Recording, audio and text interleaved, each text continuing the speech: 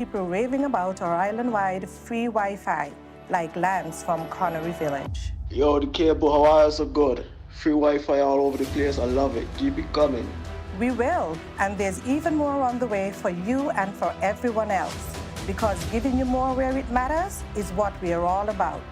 We are the cable and proud to be powered by people.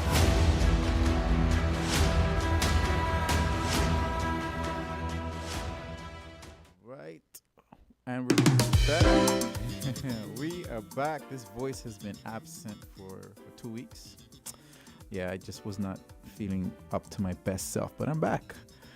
Still tired, but I figured, 2 weeks is long enough to give you guys a little break from the show that talks about good news.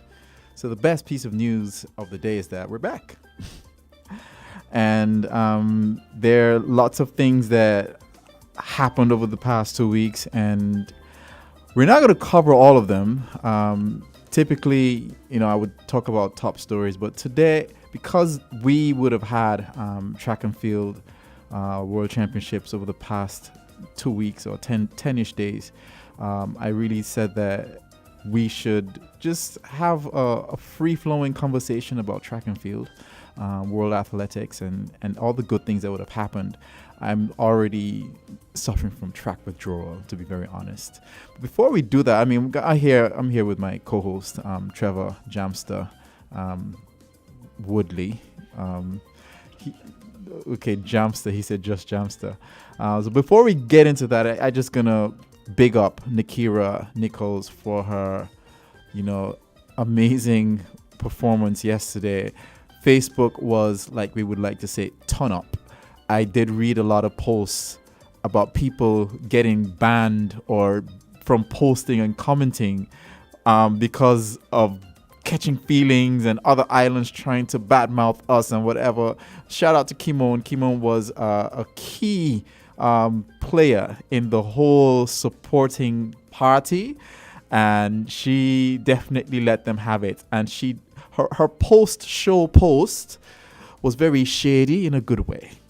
With brooms and, just really, really good. So big out to Nikira. When I watched her performance, there was something really special about the way she carried herself that I didn't see the other islands doing. There was something about her poise, her stage presence, and her confidence. And a lot of that can be attributed to the foundation that she would have had, to her chaperone, to her experience, her education, her experience as a dancer. I believe she was a key baby. I think she was. I could be corrected, but there's a lot of things that would have culminated in that moment. Seeing her. What's a key baby? My co-host is asking what's a key baby. Key baby is anybody who went to Key Babies Childhood Education Center by Key Babies, where my daughter went to. My daughter's a key baby too. So there you go. So Nikira, big up. She's been on the show. This is for those of you who don't know who we're speaking about. She is our reigning Miss St. Kitts, and she went on to the JC's. I can't remember the whole semantics of it. JC's Miss Caribbean pageant show, and she annihilated everyone in every category except for one.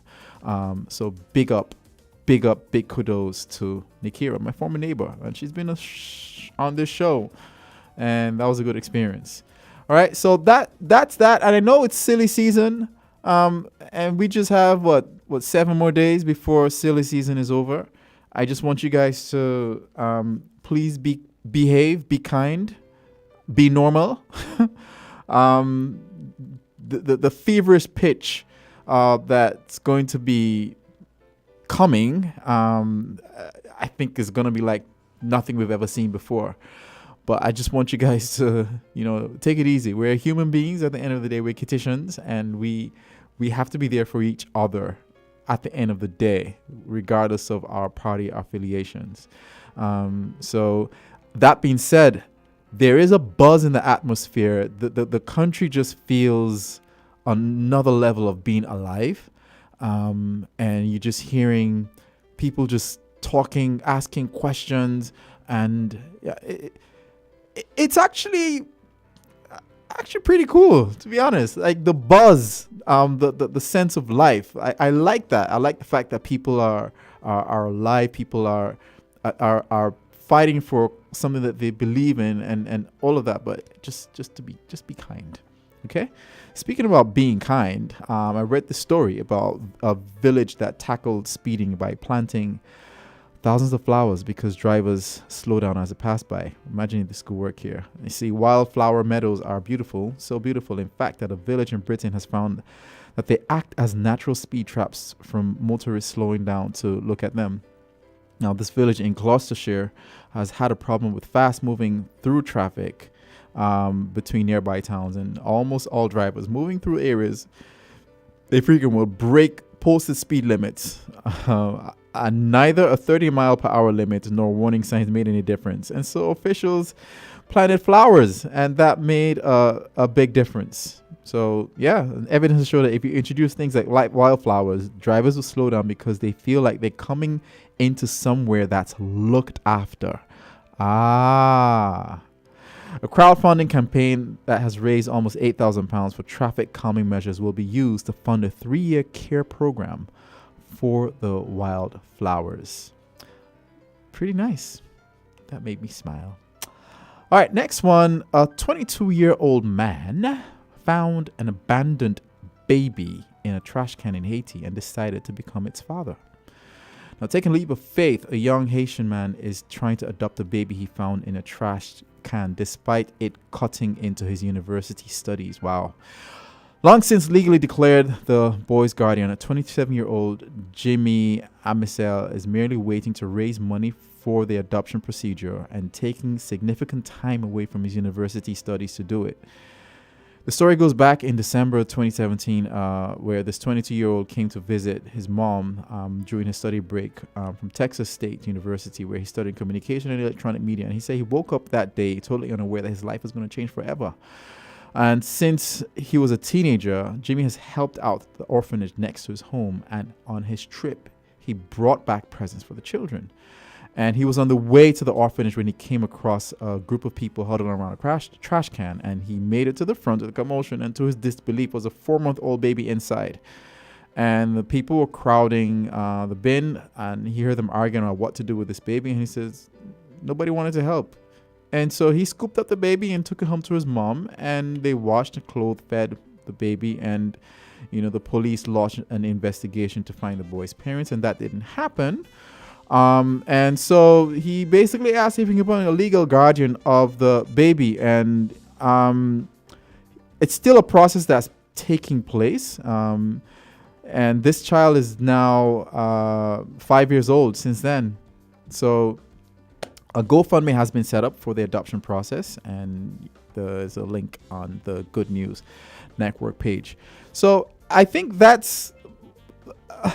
those are the top 2 stories I'm going to talk about for now. And the next 2 stories are basically track-centric stories where I read, and I share this with my co-hosts, where 4 villagers chased cheetahs eating their goats and captured the cheetahs unharmed and handed them to a wildlife agency in Kenya. And somebody had the nerve to say, you chase a cheetah? Well, petition to ban Kenyans from running the Lagos Marathon.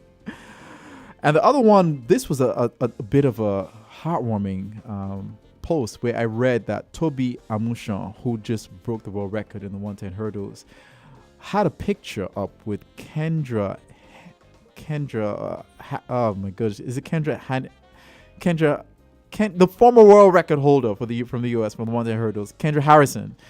And there's a picture of both of them in 2016 with Kenny and her, and Toby is saying, happy birthday, Kendra, 100 hurdles world record holder. And she says, watch out, I'm going to break it soon. And this year, the rest is history.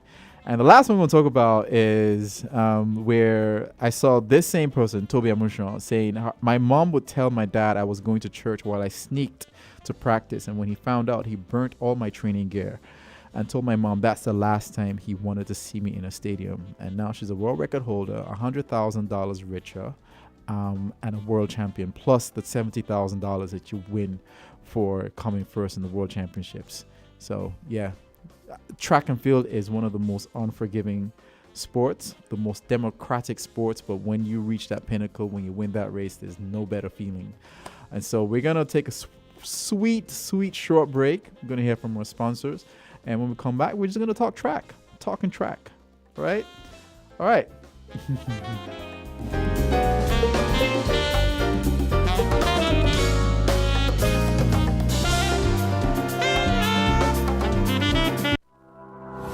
At the Cable, we believe our customers should access the things they love from almost anywhere. So we weren't surprised when we heard people raving about our island-wide free Wi-Fi, like Lance from Connery Village. Yo, the Cable, how are you so good? Free Wi-Fi all over the place. I love it. Keep it coming. We will, and there's even more on the way for you and for everyone else, because giving you more where it matters is what we are all about. We are the Cable and proud to be powered by people.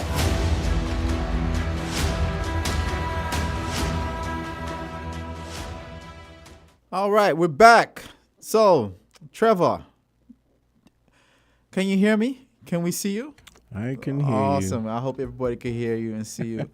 You know, my co-host is a very reputable DJ. He has a lot of experience when it comes to the music arena, eclectic music arena, so to speak.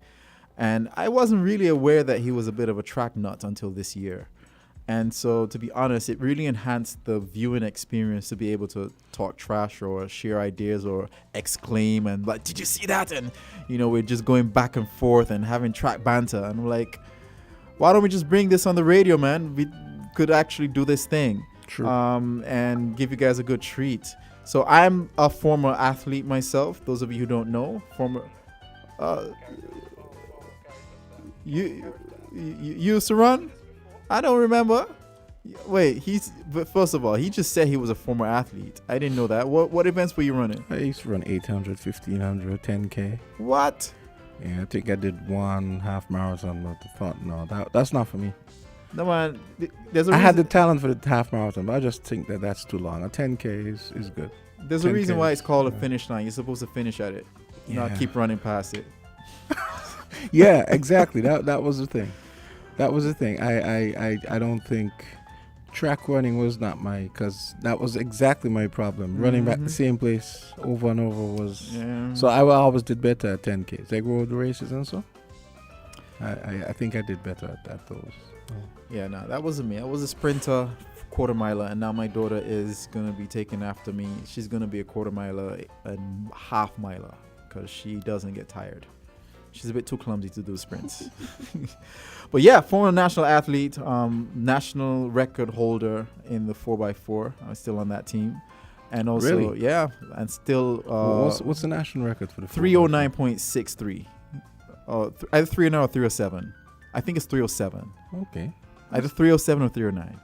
And also, I was a national indoor record for 400 meters until, somebody broke it. But yeah. Because I know Kenrick Clifton had the record for a long time. So what's the new 400-meter record? Oh, outdoors is 45.6. St. Kitts? Yeah. Okay. That's Warren Hazel, and he's actually scheduled to be running in Birmingham, I think, this weekend. So, Warren Hazel. How yeah. old is he? A youngster, man. Oh, so he's representing. So St. he did, Kitts. but he didn't go to Oregon, right? No, he didn't go to Oregon. Oh, because it seems only one person went to yeah, Oregon. Amir Clark. Yes, that I saw her. Yeah, in but I the- think she's also on her way to Birmingham. Yeah, she ran in the prelims, and prelims, yeah. she ran 11:93. I think she looked a bit heavy, and I think that while she's doing well, I think that there is a lot of room for improvement. I've seen things that could be improved. She just needs to sharpen up, and so sometimes you get that in college, sometimes you get that post-college. So someone like Marcia Richardson got that when she left from St. Kitts to college. She just got sharp. She went down to 11. Her best time was 11:09 or 11:07. Well, that was Really? Wingate. Yeah, Marcia ran 11:0. Master, what's the last name? Richardson. So She was on my show. She ran 11:0. Wingate did. Now her yeah. best time. Maricia, you mean. Maricia, yeah. Yeah. uh-huh. Her best time I think was 11:29 or 11:01 or so. But yeah, man, she was flying. And when she left St. Kitts, she was not flying. So there's something about going to the right environment. I was same thing when I was in Nigeria. I thought it was fast until I got to the States. I'm sure you've noticed this. Do you realize that the Jamaicans who perform are almost always Jamaican trained, and I think part of that has something to do with how the collegiate program burns out the athletes, every year for all the years that they're in college. There's a comeback to that argument because it's not the result of that is not. But that's what I say, consistent. almost always. Well, if that was the case, then the Jamaican men should have definitely killed it this year. Yes, but majority of them do train in Jamaica. But then there's another issue. There's another issue with the Jamaican men where they seem to lack focus. It's funny. I came up with a theory in my own, and then I realized I was listening to Leighton Levy on Sportsmax, and he basically was saying all the same things I was thinking, because I was trying to figure out, I said, why are the Jamaican men underperforming? And he basically said all the things I was theorizing. Which we won't go into right now. We could go into that another time. So, what was your highlight of the games, though? Well, I thought it was. I actually thought it was cool that the Jamaican girls swept again. The trio swept again. I thought that was fantastic on the 100. Except you had some of the places switched. Because remember last year Sherika Jackson had said that she, in spite of the fact that she was running the 100 and 200, she hadn't actually specifically started training for the 1 and the 2. She was only training for the 400.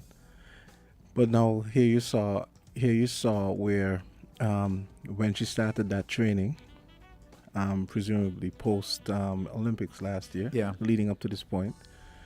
And she started to fix all the things that needed to be fixed for her to be even better at the 100 and 200. And you see what you got. And I think that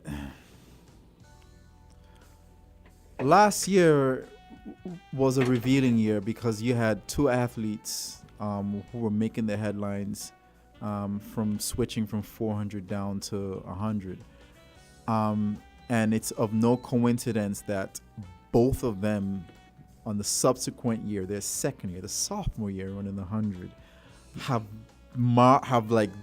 gotten so much better. You're talking about Curly and Curly and Jackson. Yeah. Mm-hmm. And that's so crazy. Yeah? It's funny we haven't seen more. Let's say reports on the parallels between the two of them. You might hear Atto or one of those guys just mention it in passing, but I would have thought that someone would have done a more in-depth look at the parallels there, Well, that's not an easy drop to do, from the 4 down to the 1. It isn't, because in the 400 you can make mistakes, you can fix them. You rarely see a false start in the 400. Speaking of false starts, Lord have mercy. Oh, which leads me to Michael Johnson's questionable comments after Devon Allen false started in the 100. Those were not false starts. I know they weren't. I think it's just a matter. I think there's something wrong with the blocks. No, there's nothing wrong with the blocks. Or they had the timing that they decide is. Which to me, I think is arbitrary. You can't tell the difference between 0.99 and 0.1. When you look at it. No, I'm just saying literally exactly, you can. And that study was based not with high level sprinters. It was actually taking the average reaction time of 8 finish. From just 8? Right. So that 0.1 isn't as scientific as you may want it to be. And I just believe that a false start is if you leave before the gun. Exactly. And that's it. If you want to take a chance and guess, good luck. But once you leave and it's 0.001, hey, you caught a flyer. I heard someone say, it might have been Atto or someone. No, it wasn't Atto. I think it was Steve Cram who said that if you can't see it, maybe you should just base the false start on being able to see it. What do you think about that? No, I believe just it's almost like also saying people have jumped the world record in the long jump many times. The world record is meaning people have jumped 9 meters, but because you're measuring from where the plasticine Yes. starts to where you jumped, Yes. that's not the longest jump. Thank you.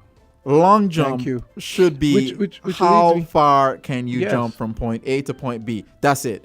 Which leads me to an article I read last week. I think it was last week before the games, or the week before the game started. Dwight Stone is an Olympic high jumper, and he was talking about. He was giving his ideas about, all the woes track and field has in competing against all those other big money sports in the States. And he was talking about one of the things that could be done to make it more interesting is, for example, the high jump.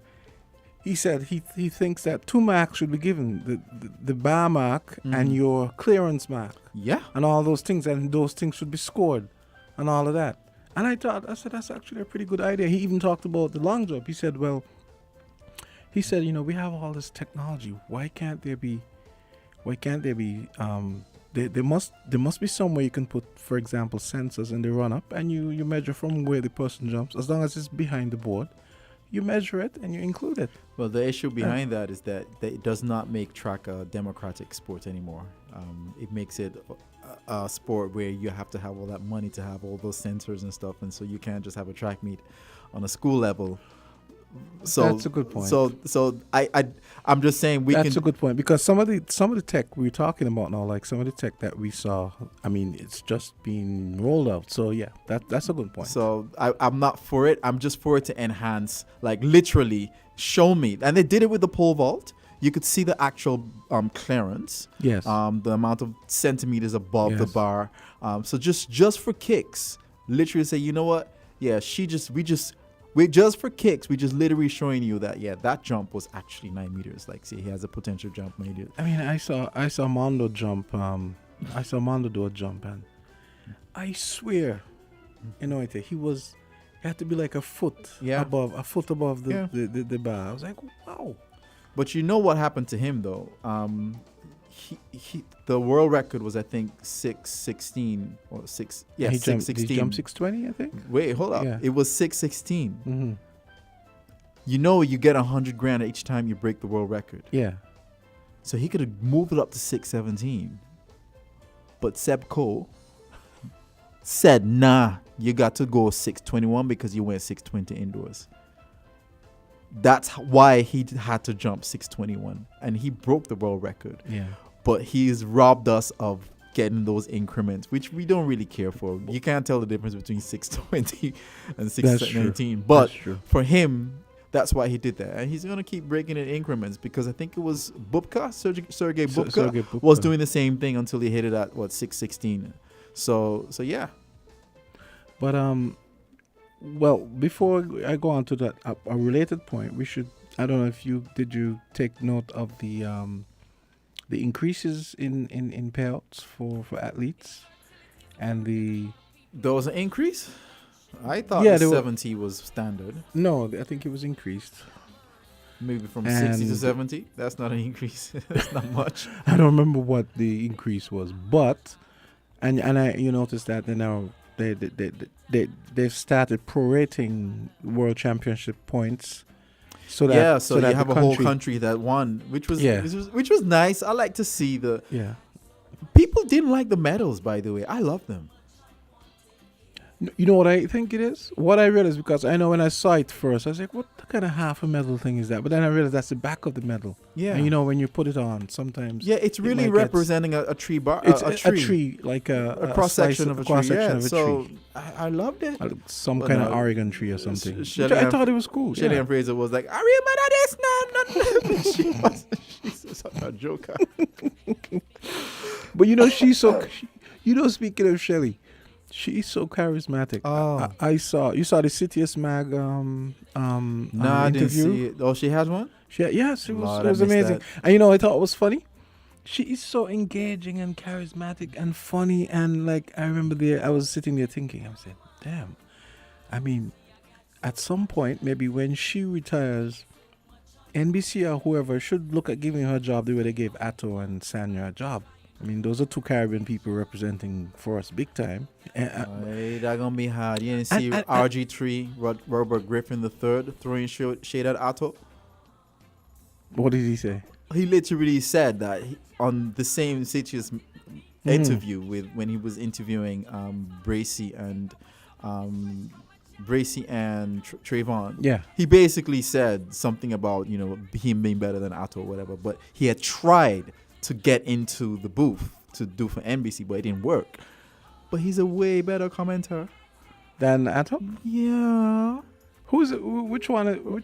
Robert Griffin III. Who's that guy again? You don't remember him? He ran at Baylor, and then he also ran. He was a 400-meter hurdler, and then he also ended up playing in the NFL.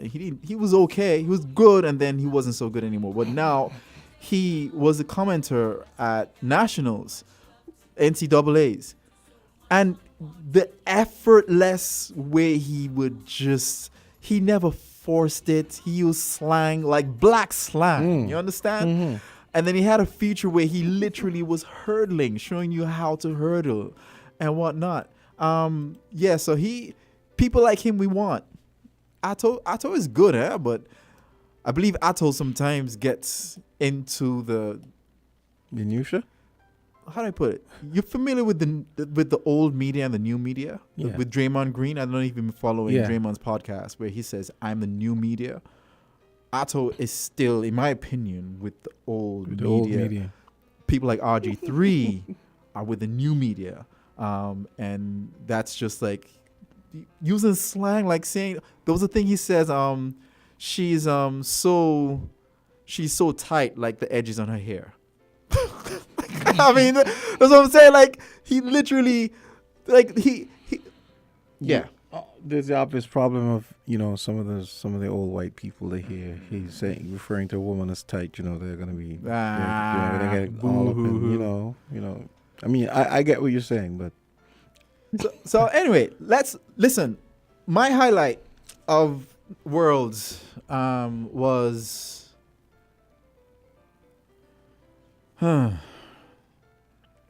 so much stuff, huh? It's so much, but I think I like to see Noah Lyles. Oh yeah, I liked what he did.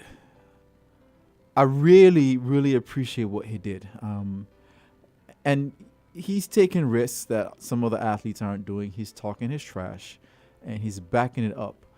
And I remember before he ran that race, I messaged you. I was like, "We're about to see 19.3," and for him to have done it in the way that he did, that youngster Knighton is a better sprinter than he is. He's more talented than he is. But the reason why Knighton didn't win is because Noah had already gotten into his head mentally. And so to see he had put together what I would call a complete race in a time that we just would not think we would see again, because we think Bolt was the only one who's run 19:19 and, what's his face, run 19.26, Johan Blake. I just didn't think we would see, but then I was like, hold up, 1931? I don't think he's going to go way faster. As you can see, Michael Johnson hit 1932, and before then he had run 19.6. I think 1966. So running those times is not very easy. But I did appreciate what he did. And what's his name? The Brazilian. Alisson Dos Santos. Dos Santos, my gosh. He's going to break 46, huh? He's only 22. He's going to break 46. And it's scary, but Rai is only 24 as well. So yeah, those two, Karsten Warholm is not going to hold that world record for long because of his height. Those two have a height advantage, and that means their stride is just going to be a lot more longer. And so that's why Dos Santos, and it'll be biomechanically easier for them. Dos Santos is getting better because he's getting faster. He's already a smooth runner. So he gets fast and he gets stronger. He's going to break that 46 barrier. Have you noticed? I'm glad you brought up Dos Santos, and you're just talking about. some commentators have been saying that one of the things that track and field needs, at least in the American market, where it's like the dirty stepchild, is more characters and athletes recognizing that it's not only sport, it's also entertainment. I think Lyles gets that. And I've noticed the last few months, Dos Santos seems to gets it. He never used to be. You realize he was never that animated before? Well, when you know you're fast, you become a little bit because easier. I noticed you see him clowning around. He was clowning around with the mascot. Oh. That was so funny. I think I messaged you. Yes, because I was cracking I up. have to take that excerpt and look at it again. But yeah, I was cracking up. That was kind of funny. And you can see he's and it comes back to that thing. I remember Stanley Knight always used to tell me, he was my coach. You have to relax. And it's now I get old, I now realize what he was talking about. Not that I didn't get it then, but I get it even more now because I now start to notice. I can now read the body language of athletes, and know when they're gonna do well. I'm not always right, but when you see people, Dos Santos is so relaxed and he's like. Yeah, but the counter to that is what's her name, Sidney McLaughlin. She's very stoic and intense. Right. And, I was one of those. I was always like very focused and but yeah, she my gosh.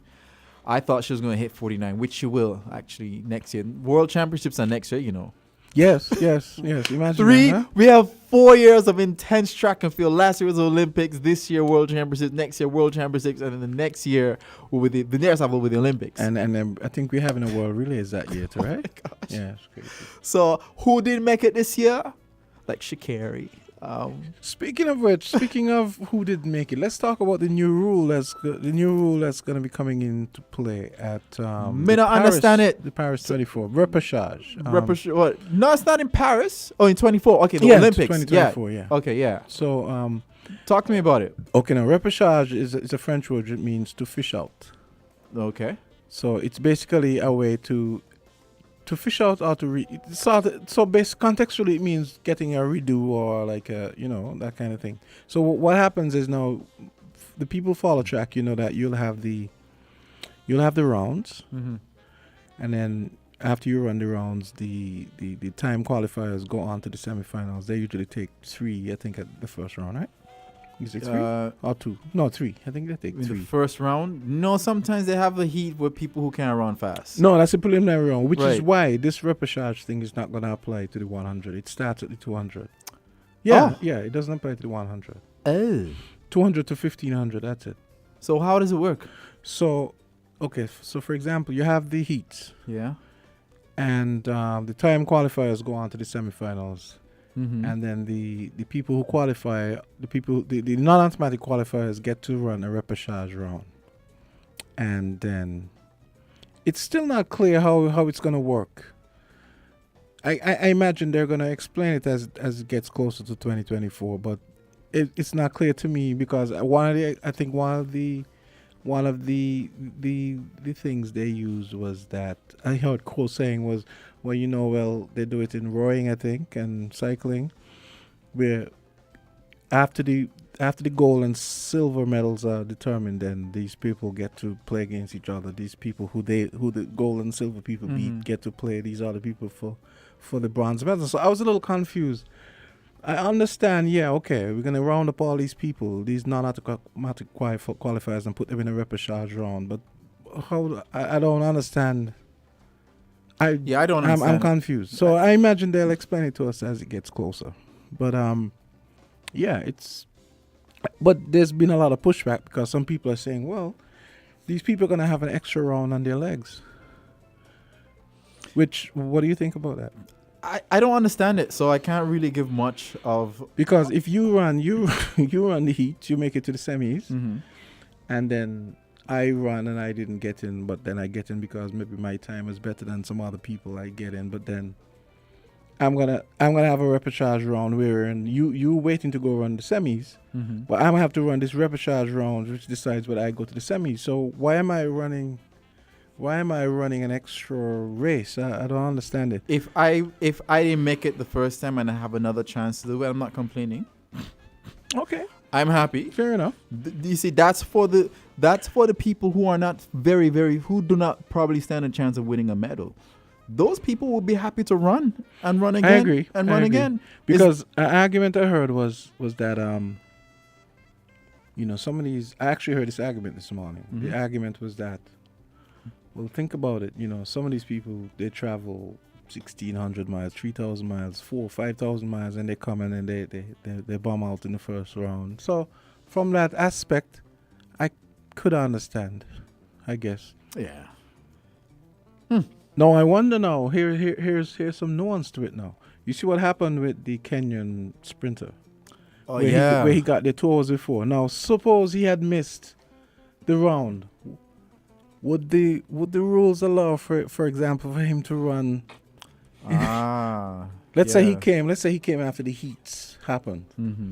Would he be allowed to run in the repechage round? It's Also, why can't you let the people who fell, especially when you have all these great hurdlers? Look at all the great hurdlers who fell. Nia Ali, the defending 2019 defending 100-meter hurdle champion, fell.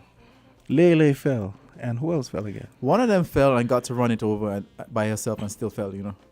Really? Yeah. When? Last week. I didn't know that. Who?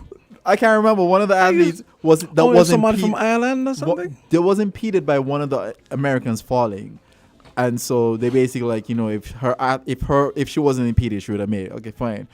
So I didn't know that. She fell at the very last hurdle. That was one of the biggest I did not fails see ever. that. Yeah, I felt so bad. I said, Lord, And she didn't make it. because she didn't make it because she fell. Because she fell. Okay. Lord. But you think she would have made it? She didn't But fall? no, all I know is that you get a next chance and you fall. It means you. So I'm wondering if the repechage, is it going to allow people who fall or false start? Which leads us to another thing. The thing that happened with Devon Allen. Do you think this thing should be? You see, rules are rules, and unfortunate when you look at something like American football, or even soccer, they're using video assistant referees and they're using technology to aid in making a decision. It's not the end. A human being still has to make an interpretation. I even saw the same thing for a long jump where the plasticine was not touched, but because 0.1 centimeter broke a invisible plane, they said it was a foul jump. Really? Yes, they're using technology to determine whether you break a plane or not. And literally, it was a legal jump. So the reliance on technology, I think, is worrisome to an extent. I think it should be used to aid in making decisions. I like the fact that in the past, once you mash plasticine, you're done. Okay, you can't dispute that. So he's gotten to the point of hair splitting now. That's ridiculous. Right. Use it to measure distance, not to make judgment calls. You understand? You see, the same with the fall starting. Like we were robbed of that performance with Devon Allen. That was his, final race as a athlete. And no, it's not his final. He said he was going to come back. He said he wasn't leaving track and field. He's going to the NFL. No, he said he's not leaving. He said he's going to do both. He's going to do both? Yes. Oh, kudos then. Yeah, but he's not going to do well. But he said, he did say that the NFL training helped him a lot. Yeah, but he's not playing in the NFL. It's different. When you're training for the NFL, it may help you, but once you're battered and bruised and clubbered, it ain't gonna work. I agree. And the NFL typically starts in September, which is at the end of the track season. So I don't know. I felt kind of bad for him though. I felt terrible because it always there always seems to be like an extra level of misfortune that seem to attend the hurdles. What is up with that? I mean, Hansel Patchman, oh my God, I had some sympathy for him, but not too much because he has an Olympic medal. Okay, like you're Olympic champ, you'll be fine. There's some people like what's his name, Grant Holloway, missed out on that Olympic medal. So the gold. So I was happy for him, but it was a bit of a downer. Yeah. Speaking of hurdles, Toby Amushon's race, right? Tonight, what I'm going to do, and I'm going to post this on the track group that I'm a part of on Facebook, I'm literally going to superimpose a stopwatch from the time the gun goes off to when she crosses the finish line to show that she ran 12.12. There was no if there was any anomaly, blame it on the wind gauge, not the timing, not the clock. Speaking of which is what I was going to say earlier. Michael Johnson said some very unpleasant things, and you get the impression that some people feel as though when it's not an American breaking a record, that somehow is suspect. Nah, but in his defense, he questioned the fact that so many people ran fast in the race, which is grounds for questioning. No, but it makes sense. If you have someone super fast running ahead of you, you're going to run faster to try and catch them and close the gap. Doesn't that make sense? It makes sense for a person in second position. Wait. Let me tell you something. You ran when I raced Bolt, right? Okay. When I raced Bolt in 2006, he was so far ahead of me. I was more concerned about the person in front of me trying to beat them. You understand? I was not racing relative to the person who was way ahead of me. And plus, it's a hurdle race. The last thing you're thinking about is trying to catch somebody. It's executing. So I can't believe you're actually now telling me that you actually agree with his. You agree with his I agree with the fact that if his you, suspicion if towards you, all of these PBs in that if one race. If you see so many, right, in one race, it raises your eyebrow. You understand? It raises. Wait. Hold up. It raises a world record breaking. No, I don't agree with you. A world record. It follows through. It follows. It tracks with reason to me. So when Wade Van Niekerk broke the world record at 43 flat, everybody wasn't running PRs behind him. No. I'm just saying everybody was not running PRs not behind everybody, him. but you may have had 2 or 3. That's what I'm saying. Second and third, fine. But to see national record PB. Well, in that particular race. But remember, in the hurdles, remember you have athletes coming from countries with a lot of different levels of proficiency. So you might say, well, all these PBs, but maybe if you look at what the country's PB was it wouldn't be that impressive compared to an American PB. Let me ask you a question here. This is gonna put this argument to rest. When you have a wind-aided race, you typically see that happening. But the first race wasn't wind-aided. What I'm saying is, in this case, question the wind gauge. But they were talking about the first one. The first one they said had a bunch of PBs, not the second one. No. Toby Amusho's race in the semifinals had PBs. People ran fast. Okay? Kenny Harrison that's what I'm saying. Ran 12:23. But it was wind legal. I think it was all wind. Yes, she ran 0.6. 0.03 fast, slower than her world record. Everybody was killing in that race, right? The point I'm trying to make is, if you look at the final race, not everybody ran PRs. Yeah, but maybe because they're not it was strong. Wind. It was they're not as strong as Toby, dude. Maybe? What? The people in the finals are faster than the people in the semis. Exactly. And so the fact that they didn't not run PBs doesn't really mean much. They did not run PBs in a wind-aided race. It was wind-aided. And they had all the reasons to run PBs. But that doesn't mean, and it didn't happen. Doesn't mean. Do you know that Toby is coached by a Jamaican, right? Yes, I know this. And you heard the story that the coach gave?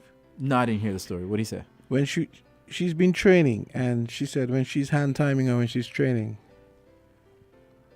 there was this, the first time she said the first time it happened is when she's hand timing her, and she stopped the clock. The clock said 11:97. Right. And she was like, something was wrong with this thing. And then it happened a bunch of times, and then she after it happened a bunch of times, she realized, wait.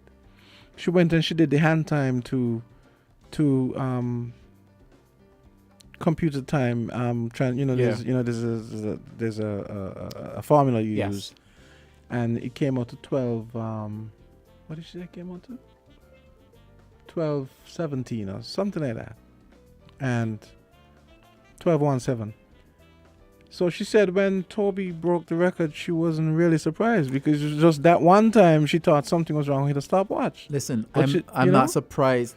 The record is legit. I'm not questioning it. But What I'm saying is the mere fact that so many people ran fast in one race, especially in that particular race, will cause you to be like, nah, just synchronicity. You know what that is? yeah, listen, Synchronicity, that's all it is. I just feel like, yeah, it caused it. Let me tell you something. When Toby crossed that finish line, she didn't believe she ran it. Look at her face. Well, a lot of them. I mean, And another athlete said, Sydney I thought I was was running slow. in December from the UK. And yeah. to be very honest, one of the reasons why I bowed out of track and field is because I got injured in 2010. But that's a real thing. And I remember I ran a steeplechase at I was Bastille about to High. say that, yeah. No, serious, it's a real thing. I am about to give that example. I ran 10 flat. I ran 10 flat in training. And I ran so fast, I didn't know I was running fast, and I injured my hamstring because of running too fast. So there's a thing as running relaxed, and when you run fast, you don't know and don't feel you're running fast. So I get it. I'm just about to tell you that. But what I'm trying to say is, I can understand why a skeptic like Michael Johnson, who he's always been, very tough, hard-nosed, and sometimes he does have a point, right? Yeah, he question it like, I wonder. Same thing with FloJo. We wonder, why did she run that time and never really came close to running those anymore?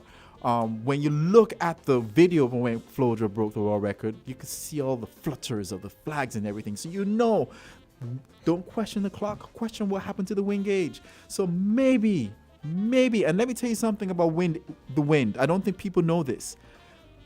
They're not measuring. Let me say this. People need to know this. They're not measuring the track. They're not. No. The wind aid time, the measure of wind, is an average of the wind that's blowing for that duration of the race. You understand this? So not the exact.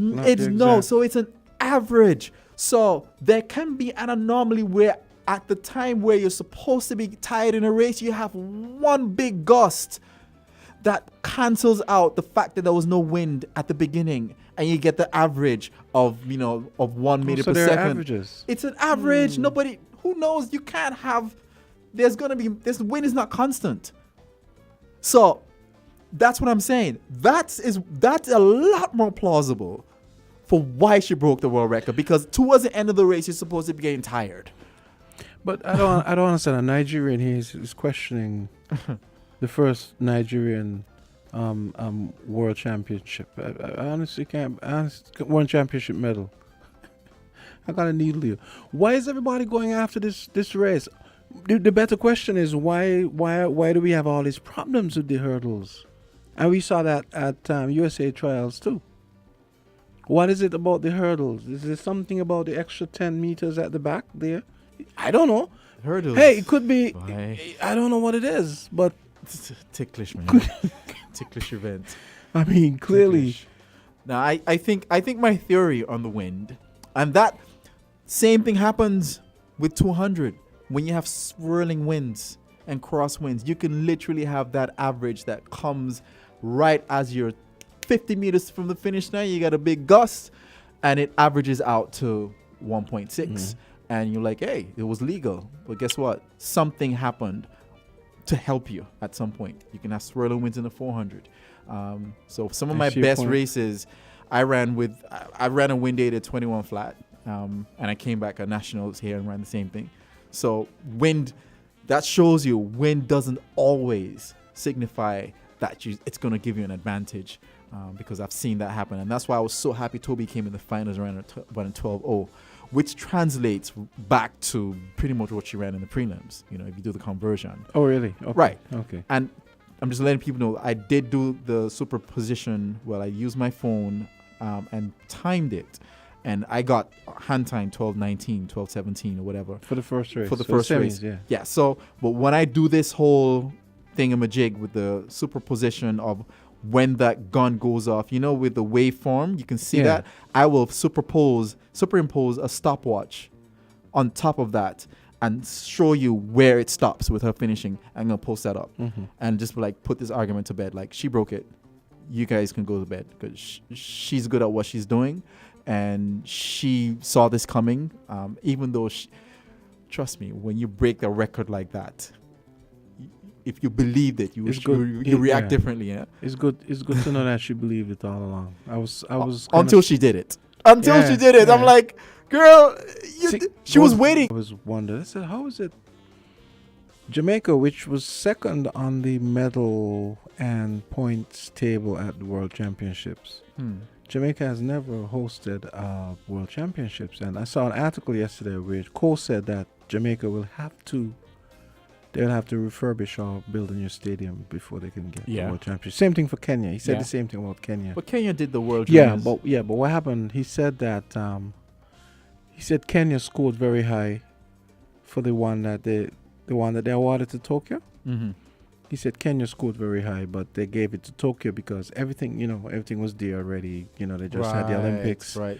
But he said that the Kenyans had already made a commitment that they were gonna fix a stadium, because he said even though they scored very high, he recognized that certain things had to be modernized and everything. Same thing for Jamaica.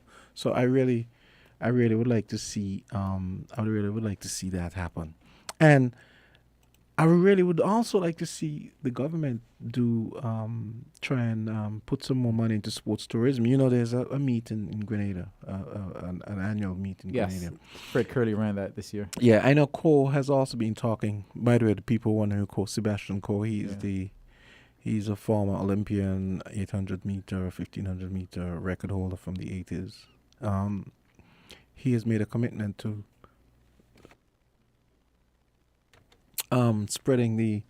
trying to get some Diamond League, at least one Diamond League, at least. So it could be 2 or 3, depending on if Caribbean governments want to pony up the money in getting some of these meets out here as well. And it would really be nice for sports tourism to have. This actually used to happen a lot back in the 80s and 90s. We used to have half marathons. We used to have 10Ks, and international people would come in. And so I would like to see us get back to that, where we could host it, just like we remember we had a triathlon that they used to have some years ago. Let me tell you what I want to see here. Let's have a street race on Central Street. Yes, that's the other thing. Central Street. Thank you. That's the other thing. Central Street. Great idea. And I pitched it to Kim a couple years ago. I was like, he said, yeah, once the money is... What part of Central Street, though? The entire length from Church Street to by the National Bank. Church Street to National Bank. Yeah. Okay. That's a straight run. And fairly flat, right? Yeah, fairly flat. I would like to see a 200 street race. 200 No, that would be the Bay Road. That would be if you want to see a 200 straight. You have tracks. I've seen them. No, what I'm saying is, if you want that in St. Kitts, it would have to be on the Bay Road. No, you can't have people running like that. You can have people destroy their joints. No, you construct a track. Yeah, that's what I'm saying. But saying. they can buy a track. Their tracks. They're elevated. Yeah. So we can do that. Once I become a millionaire, those are some things I'll be pushing. Exactly. I want to see that happening in these parts. Exactly. That just makes it. Can you imagine people upstairs on TDC or the upstairs parts are looking down at these people running, and the camaraderie so cool. and all of that. I'm telling you. You saw the last one last year. It was in Boston. Yes. With Shawnee and right. And I don't remember the other. Shawnee is the only person I remember. I think she'd be. Oh, Shawnee. Alison Felix was in it as well. I think she was second. Yeah, good vibes. That's good stuff. And like in is it Sweden? I know for the Diamond League finals, Lausanne. Switzerland. They do a very cool thing because it's 2 days. Yeah. So they move the field events to like downtown. Like they have the shot put in the square and a lot of really cool stuff like that. They have the pole vault. Apparently they had the pole vault next to the train station, which that's the kind of thing that you need to get people engaged in athletics. We just need the people with the funding. people who have money, resources, Yes. to be excited about stuff like this, and that's why more people like me need to become rich. There you go. All right. Okay, so, we got. and that's it. Right? Yeah, That's a we wrap. we have a Sean Richards statement coming up that has to. All right. So we've done with tonight's show. This was great. Track banter. Maybe And we should do a spin-off. we should do this again and bring some athletes in the studio. Just give I their know. feedback. So maybe next week we can have part 2 because there's so much silliness going on. But that's been said. Remind you guys, we'll be here next week to be kind and to spread love amidst silly season. Bye. Bye. We're different. We're 98.9. 98.9. Win FM. The following